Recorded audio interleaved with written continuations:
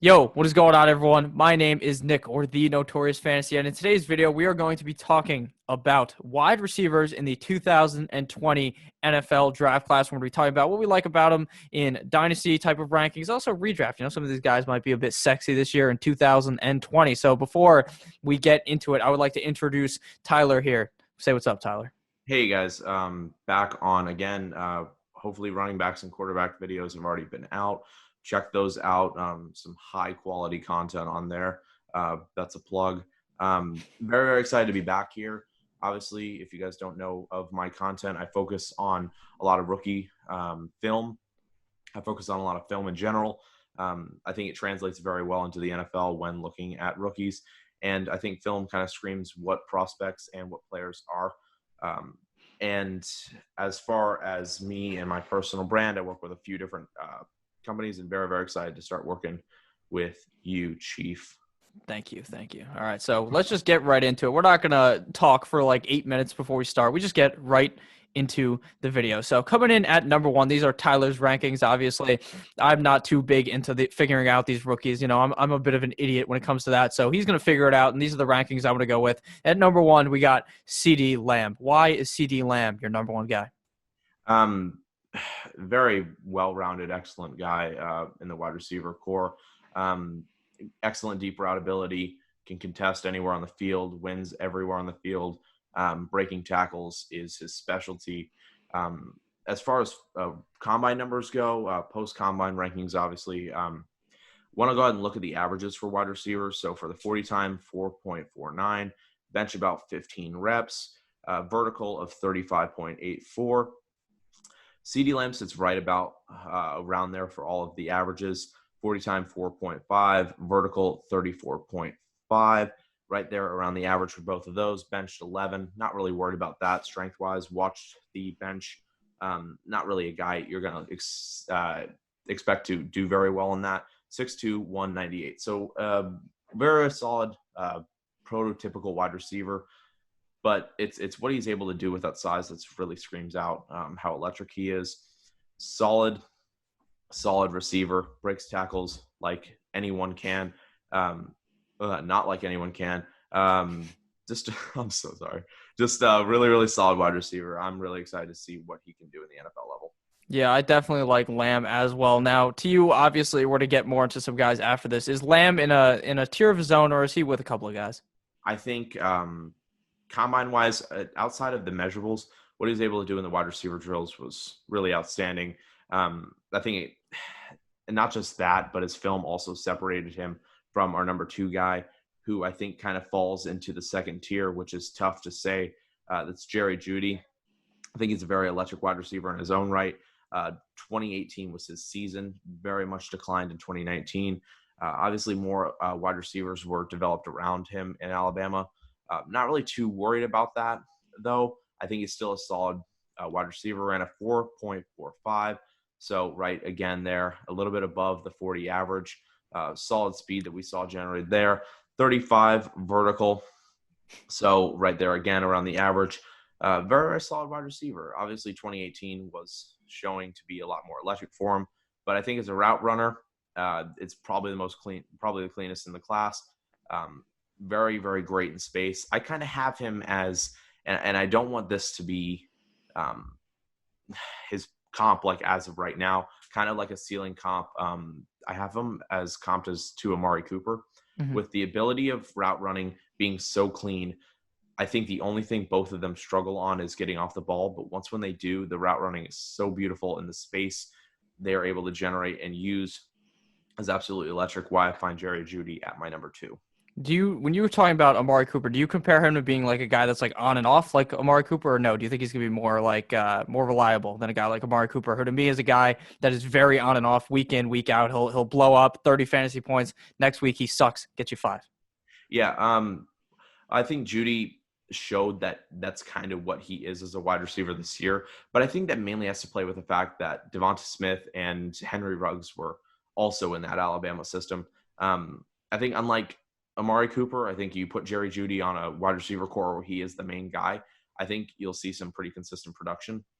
But Mm-hmm. obviously, sometimes if you put him against a really solid cornerback, which he will be facing almost out of the gates in the NFL, he's going to struggle. So we may start seeing that inconsistency from him, but that doesn't mean he's not a really solid prospect. Obviously, we're not always avoiding Amari Cooper in drafts whenever we're taking him, whether that be redraft or dynasty. So I think Jeudy in the same right can be very, very solid for your fantasy roster, even with the inconsistencies that may show. Yeah, definitely. Now, you talked about how his 2018 season was so good. You definitely believe that it's because they had a bunch of new guys here, or not new guys, but the emergence of the other guys in Alabama? Well, I think 2019 more screams on that. I think Ruggs growing into what he is now was very evident in 2019. Devonta Smith bursting onto the scene in 2019 as well. I think a full season of Tua was very beneficial for Jeudy. And I think he kind of was just that own wide receiver in that system. There were some really good guys around there as well. I won't bash Ruggs and what he's able to do in 2018, but I think Jeudy was kind of forced into the number one wide receiver in that system, and he ran with it and did it quite well. Was it the Blintikoff, right? That's the wide receiver award was given to him in 2018. Yeah, Jeudy is definitely one of these great guys in this class. Now, this is, to me, one of the most stacked classes at the wide receiver position. A draft where I think the wide receivers are going to go off early and often in this draft. I really like Jeudy as well. Now, coming in here, do you have anything else to say about him, or can we pivot to number 3? I'm good. I think Combine was pretty solid. I don't think it hurt or helped his stock. I think him and CeeDee Lamb, at least in my opinions, stocked about remain the same. Unlike some guys later on in this video, we'll see some difference in their stock value. Okay, so coming in here at number 3, we have Jalen Rieger. What do you like about him? Tape is something else. Obviously, TCU was not good this season, and his stats will say that just as much. Obviously, nothing too impressive. Stats-wise, 600 yards, 5 touchdowns. It looks terrible, but when you see him and what he's able to do in space and what he's able to do when given opportunity, he is a really good wide receiver. And I know a lot of people are talking about, obviously he didn't perform as well on the 40 as everyone thought. Everyone was thinking and giving him way too high of expectations, thinking about he was going to run a 4.2. Crazy stuff. Obviously, I think he was one of those guys that went down with hamstring. Probably not, but 4.47. So still not horrible. Beats the average. 17 reps on the bench. I think that was standing out to me. 5'11", 206. I wasn't really expecting him to put up 17 reps. He did. It was very impressive in that tape. Vertical is 42 inches.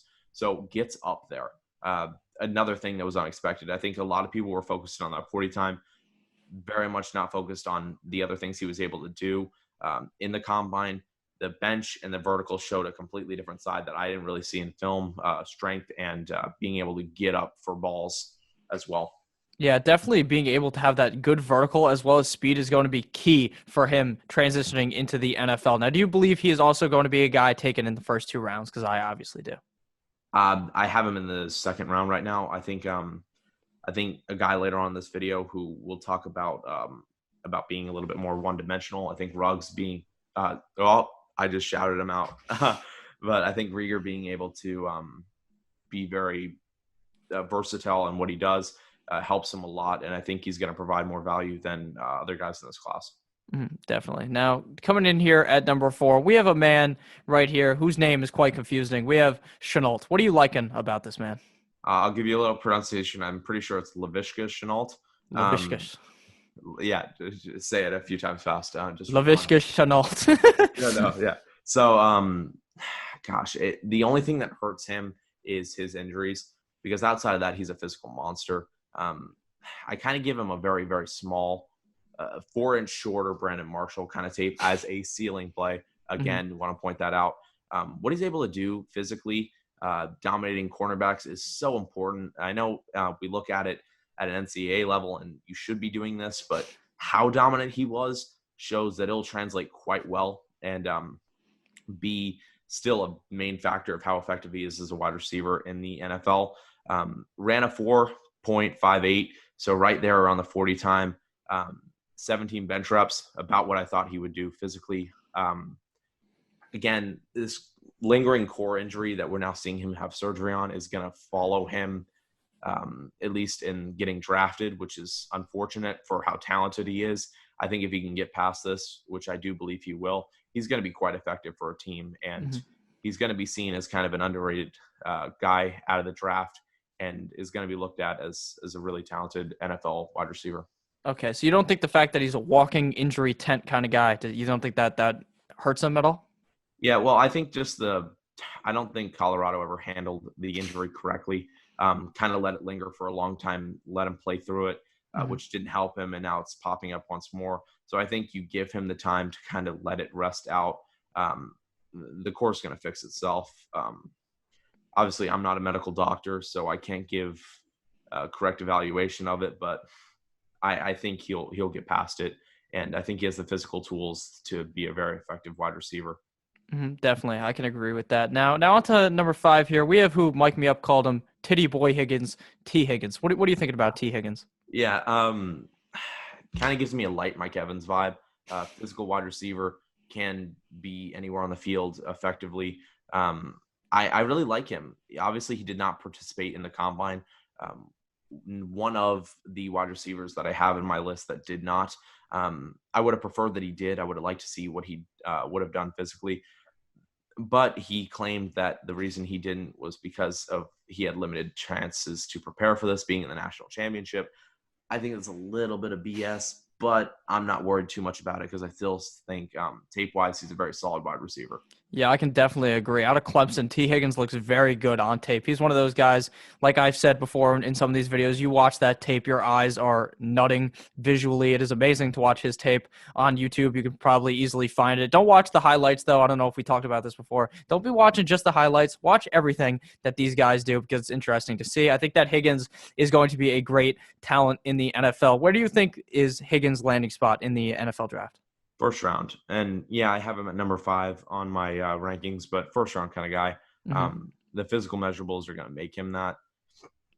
He's 6'4", 216. I originally slated him at 6'5". The combine did give him a 6'4" height. Hmm. Not that it matters, but it kind of does when you get to 6'4", 6'5". But I still think he has the ability to still go up very highly in the draft. Whether or not he'll be as effective as some of the earlier wide receivers we talked about is all based on landing spot. But I still think he's a very solid wide receiver, whether or not he was in the combine. Yeah, definitely. I think that whichever wide receiver, personally, I think that lands with the Saints. I think the Saints draft a wide receiver that is opposite to Michael Thomas. If that does happen, that guy is going to be amazing. Maybe, possibly, that could be Higgins. Yeah. Well, obviously, I would love Justin Jefferson, who is our next guy at number 6, the Segway Tyler. I would love for him to go to the Saints. That would be beautiful. Just go to another offense that kind of works for what he's able to do. But if T. Higgins goes there, I think any wide receiver that goes to New Orleans is going to be peaked in value, no matter where you are, whether Hmm. you're in my top 10 or in my top 20, whether or not where you're ranked is going to help you if you go to a team like the Saints. Definitely. So obviously, you said we're going to pivot in here to Justin Jefferson. What is it about Justin Jefferson that really tickles your fancy here at number 6? Yeah. So obviously before this, he's a big stock climber in my eyes. Obviously, I was buying into the Joe Brady kind of game where it's like, yeah, he's great, but how much of this is Burrow and Brady? Until I saw his combine where it was electric. 4.43 speed, which I loved. Um, Put up a vertical at 37.5, so beats the average. And then his wide receiver drills were quite impressive as well. I think he's a receiver that now has made a name for himself outside of what LSU was able to create. Yeah, he was the ninth fastest wide receiver in the combine. So obviously putting up big numbers there. And ninth doesn't even really tell the tale because the guys ahead of him also ran a 4.3 as well, 4.2. Very close in numbers. Obviously, Ruggs was the fastest guy out there. Now, why did you really think that it was the system that he was in that was really going to make him good? Now, why did that really change your mind? I know you kind of just talked about it, but Well, originally, you watch his film. He's a guy that's mainly built on short passes and just working upfield. Obviously, a guy that can get about 10 receptions a game. PPR monster, by the way. Quick shout out. I think he will be a PPR monster. Definitely look forward to him if you're in a league like that. You have a rookie draft coming up. Justin Jefferson, big name. He can catch the ball a bunch of times in a game. Maybe not put up the yards that you may want, but his dominance in just consistently catching, kind of just being a pain in the ass for defenses is very big. And I kind of believed that short passing can be an effective system that's ran, Mhm. which I thought helped him. But, the second I saw the combine stuff and I started watching him and what he was able to do at the combine, I had to kind of take a step back and realize that this isn't all just what Joe Brady and Joe Burrow were doing. This Mhm. kid's legit. He's a real NFL prospect that we need to give a name to. Yeah, I definitely think he's very good. Now, something I wanted to just put a quick reminder out there for. Now, I know last season we saw guys like A.J. Brown, DK Metcalf, and many other wide receivers that were rookies go off the board and play amazing in fantasy football. But typically, it takes some of these wide receivers a couple of years to really get it going. So don't like fucking pivot off of some guy after he has one bad year. Because I know last year we saw all these guys; they were playing fantastic. But if some of these guys that we have ranked here 5 or 6, they don't play as good, but it's okay because eventually they will get up to that. Now, do you think that that is necessarily true, or do you think that these guys will make an impact very early? I think Jefferson, like most of the guys above him, the reason they're ranked so high is because I believe their effectiveness in the NFL can be almost immediate. Hmm. Um, as far as Jefferson, I think how he plays and what he does in an offensive system is going to help him be very productive immediately. Um, and I don't want this to be his comp, but like the Jets used Crowder Hmm. at times where he would get 10 receptions and maybe he wouldn't eclipse 100 yards, maybe he wouldn't score a touchdown, but the PPR aspect of it is what made him usable in fantasy. I think we'll see that with Justin Jefferson early, and I think he has the potential to grow further than that into Hmm. a guy like a Jarvis Landry type that you can rely on for a bunch of different targets in a game and can put up 100 yards about 7 or 8 times in a season, Oh, plus okay. obviously a good amount of touchdowns. Okay. So kind of like Edelman as well. Yeah, I could see that. Obviously, a bigger Edelman, Hmm. 6'1", 202, but I think he has the physical measurables to be effective on an offensive system. Yeah. Okay. All right. That makes a lot of sense. Now, guys, we're obviously at number 6 in the video. This goes all the way to 10. So if you guys have enjoyed the video thus far, not sure how far we are into this video, but make sure to click that subscribe button. Make sure to check out Tyler as well. Pause the video right now and leave a nice comment about how our shades are looking. Make sure to do Yeah. that. By the So, way, kind of a hashtag I like to run, just the shade. Uh, kind of want to cover everything about guys and prospects without leaving just a little bit of negative on everyone, just a little bit of shade. yeah, And obviously anyone that has Ray Bans knows you're absolutely pimping when you're wearing them. So I like the confidence it gives me as well. that's good. That's very good for you. Now, covered in here at number 7, we have the man we were talking about before. We have who may be the fastest man on earth. We have Henry Ruggs. Whoa! So taking the title away from a few other guys. Track and field are watchers are not going to be very happy. They'll leave Bolt a comment down below. so slow comparison. No, so Ruggs 4.27 wasn't happy with that. You saw when he was doing his combine, was not very happy with his speed. He felt like he had a reset on Mhm. his time. He felt talking to reporters later that was going to be his time to break the record, but put up a 4.27. I'm not disappointed with that. That's a solid 40 score. We know what he can do in open space and film. Film screams it. We just want reassurance in the combine, and we were given that by Ruggs. Vertical 42 inches, which was mad for me. I had to look at that one twice. He's right up there with Rieger, and I'm surprised. These guys, they're under 6 foot. They're putting up 42-inch verticals is just mad to me. The fact that they can get up like that is very effective. But obviously, we're highlighting film more importantly. And I think at times he can be one-dimensional with a deep route ability, but I think he can still work the field quite effectively when he needs to. That's kind of how I see Ruggs. I think the combine definitely boosted his stock, though. Yeah, definitely. Ruggs, unlike John Ross, the sauce boss, who ran super fast last year, seemed like he was getting touted a lot higher here. I think that Ruggs definitely has the talent. He's a very fast guy, and he showed this year why he could be that guy in the NFL. Now, where do you think Ruggs goes in the draft? He, to me, as well, is a top 2 round pick.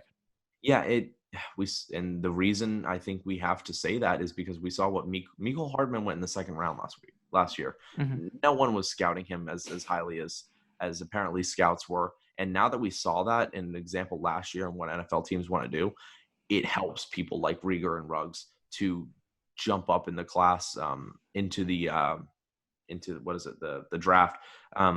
in higher rounds, it definitely helps them out with having that speed. Yeah, definitely. Imagine Ruggs on a team like the Chiefs. They get rid of Sammy Watkins. Imagine how crazy that would be. Yeah, get rid of Tyreek Hill and get rid of Cole, and then I'll draft Henry Ruggs #1 in all my dynasty drafts. Exactly. Ruggs is definitely some great talent. Anyone who could show up on like one of those top tier teams to me is just amazing. Absolutely, and I still think he can help a lower end team with his speed. But Mhm. obviously, we see some limits with that. We saw how much John Ross in 2017, I believe, blew up because of his speed, but then he got hidden in Cincinnati. Mhm. So obviously, we can see what guys can do with that speed when they're drafted on a good team. Mecole Hardman is the example. We'll see that more evidently this upcoming season. We'll also see that they can kind of get buried if they get on a bad team, which we don't really want from these prospects. Yeah, and some of these guys who are also these speed demons, they're a lot very inconsistent. I would say, like, because they don't get on the field as much typically. Partially, yes. Yeah, I think Ruggs is going to be a great talent though, and I definitely like his ranking over here at number 7. Now coming in here at number 8, we got a man who is the same name as you. His name is Tyler Johnson.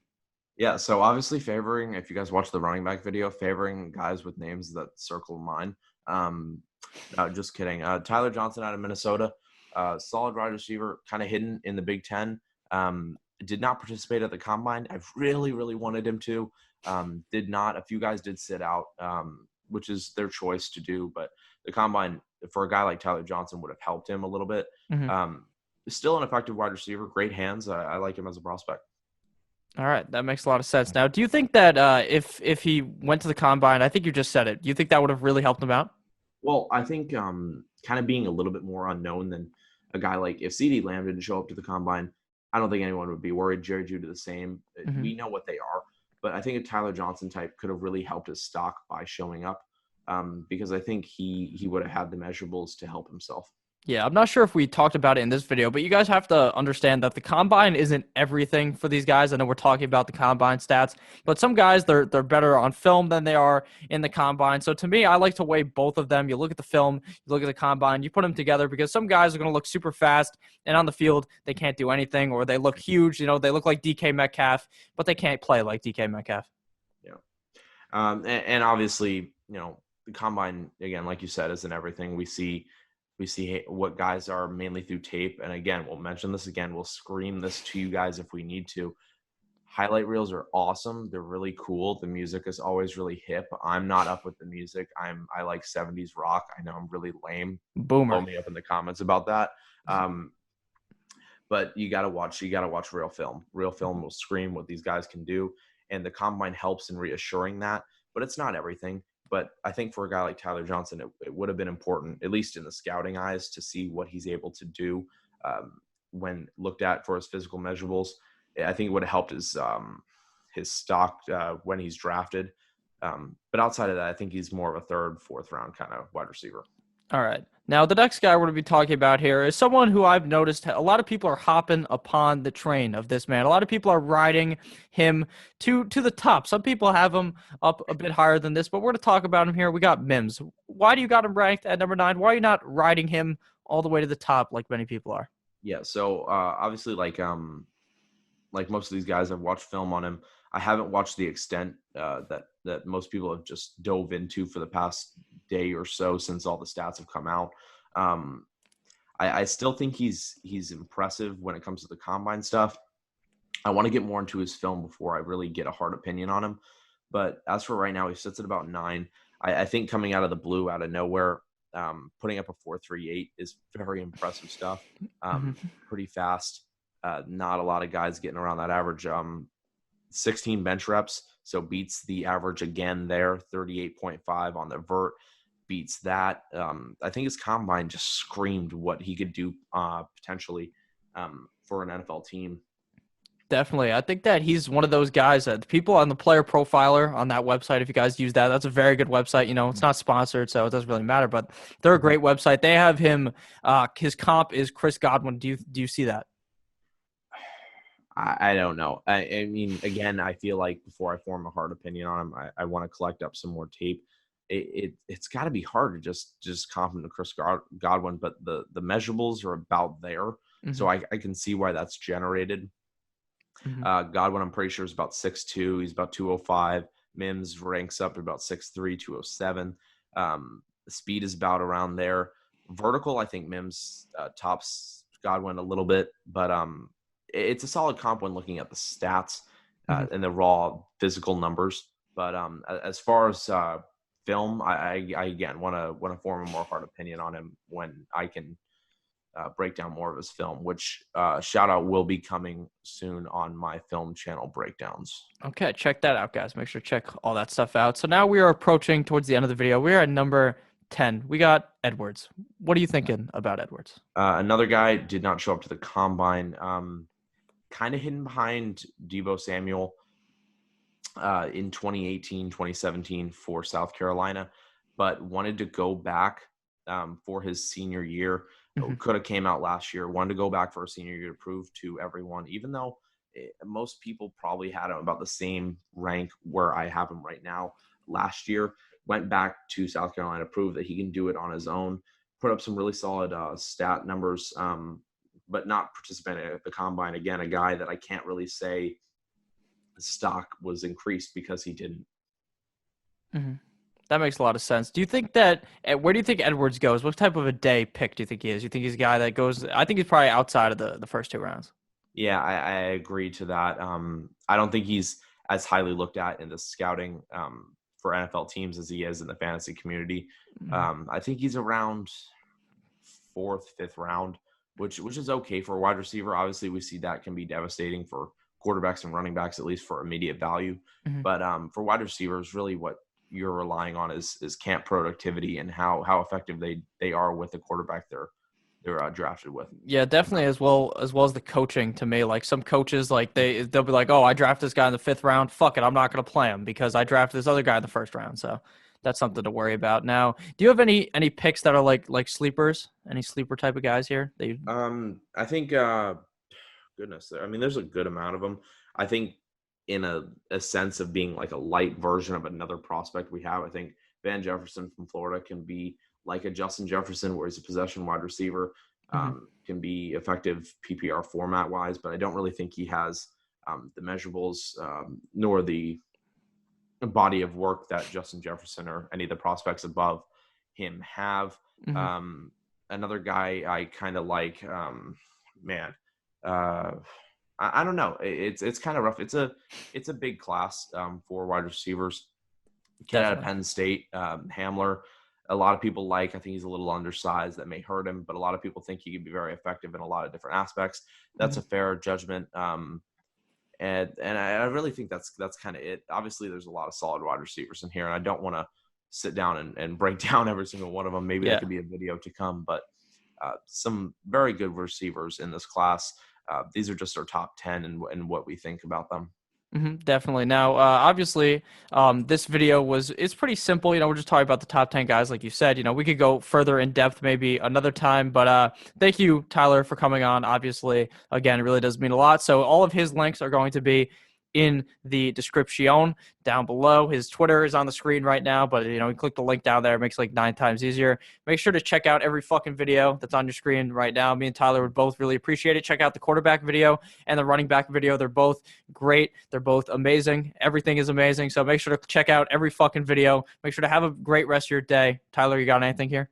Yeah, kicker video soon to come. Very excited to get that out as well. Yeah, and then long snapper breakdown coming at you tomorrow. Oh yeah, we gotta have it. We gotta have punters as well. Don't want to sleep on those special teams players. But yeah, no, I appreciate you having me on, man. I'm glad you guys can utilize me here. Love pushing out rookie content. Please check that out down below. I appreciate any follows on Twitter. If you guys want to DM me any questions about rookies or where you think guys should be falling, at least in drafts or in your startups, just hit me up. I love answering questions. Love talking to you guys. And again, thanks for having me on, man. Yeah, no problem. Definitely follow me on Twitter as well. I only have like 100 followers on Twitter. I got 3,000 subscribers. Guys, come on. What the fuck? I look like a bitch on Twitter. Thank you guys all for watching. Don't be a bitch. Click that subscribe button. Click the follow button. Have a great day. Kiss someone else. Tell them that you love them. I'm going to go kiss Tyler. My body got rid of them toxins. Sports in the top 10. I'll see you later. Bye. That was what a god. That was funny. Holy shit. I'm going blind in these things.